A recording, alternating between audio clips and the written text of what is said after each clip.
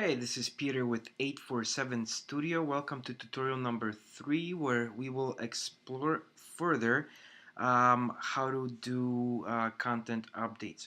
So in previous tutorial, we did a minor change to About Us page. So let's assume you are finished with your update. So once you are finished with your update, uh, one option is to log out, as I am showing you here. But I do not recommend logging out. I assume that you make your content updates from your home computer or your in your office, and the computer that you are working on is your trusted computer. Obviously, if you are somewhere in library or uh, um, whatever, uh, you want to log out. But if this is your trusted computer, all you have to do is just, close the browser. Um,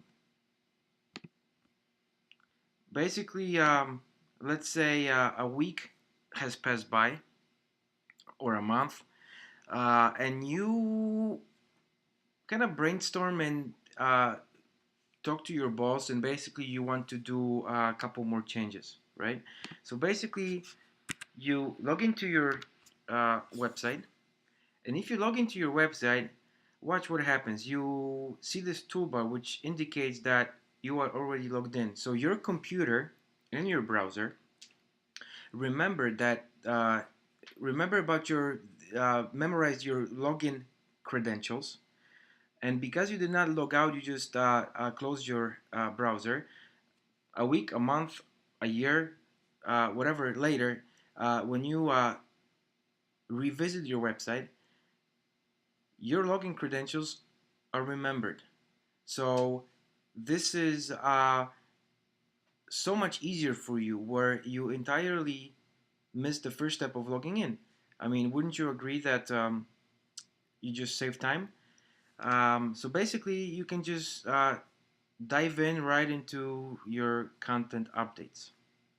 So let's say you talk to your boss, and your boss kind of thinks that this area right here, he doesn't like the way the structure of this paragraph sounds. So basically, he wants to change it. So you edit the page,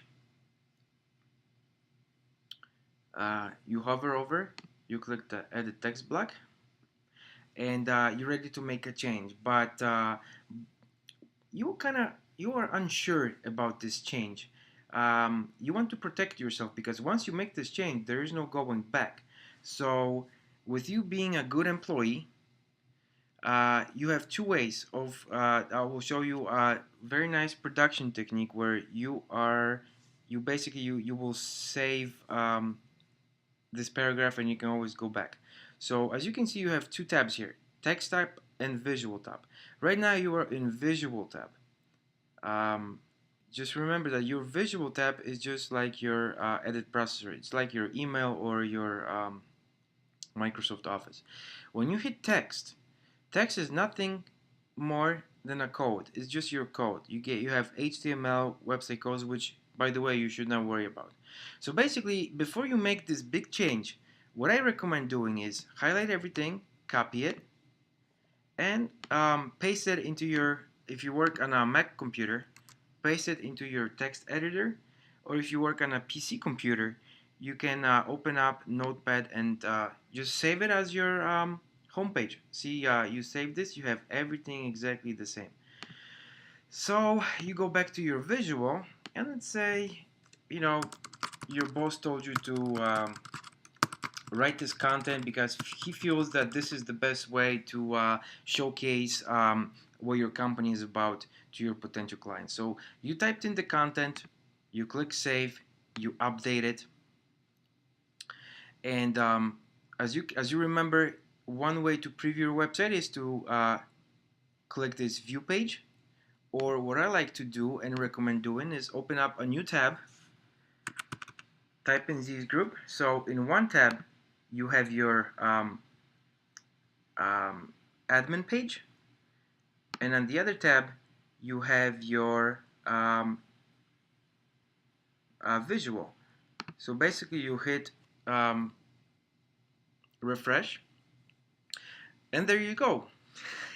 And I might as well, by the way, leave it like this. Just kidding, just kidding. My silly sense of humor. So basically, your change has been made, and both of you kind of look at it and say, you know what, the the the way, the original way, it was a lot better. So we want to, obviously go back to your original way. And with you being a smart employee, you say, boss, you know what? I think I need a raise because I got you covered. I just saved you time and all the headaches. And basically, I saved this page. This is just consider this a backup. So this is just an example. So you go back and you restore how your old content. Basically, you restore this content to the original state. So again, in order to restore it, obviously you are in visual. How do you know you are in visual? Just look at this area right here. Look at these things. This is your text editor. You have to click text. Okay, when you click text, you don't see your editor. Just make a habit of remembering visual versus text. So you go to text to make a change. And why do we go to text to make a change? Because there's a code. I suggest you do this because, especially when working with pictures, um, you will restore your content. See, this is the original state.